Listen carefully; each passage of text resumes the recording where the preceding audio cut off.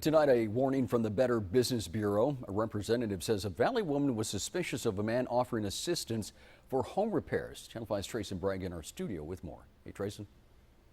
Today we learned you have to be extra cautious about who you give your personal information to following a disaster.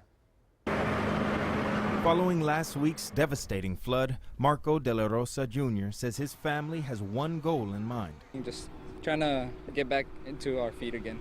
De La Rosa tells us last week his family's home received over 2 feet of flooding, a new and frightening sight for the college student. Today we caught the family taking the next step toward their goal. Right now we're basically remodeling, just trying to get sheetrock out, everything cleaning up. De La Rosa tells us his family is hoping to receive FEMA aid in the coming weeks if the funds become available.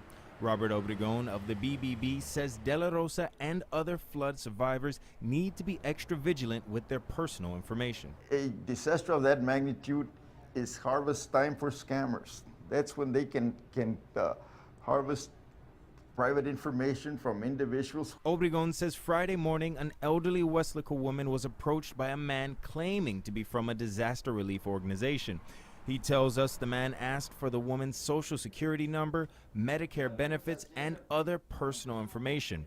Obregon says sometimes protecting your personal information comes down to asking the right questions. If you have to identify and reveal all your private information to anyone, you have that same right to ask that person for his information to make sure you know who it is you surrendered it to. Obregon tells us you can also call the police and have them send over an officer to help you verify if the person asking for your personal information is who they say they are.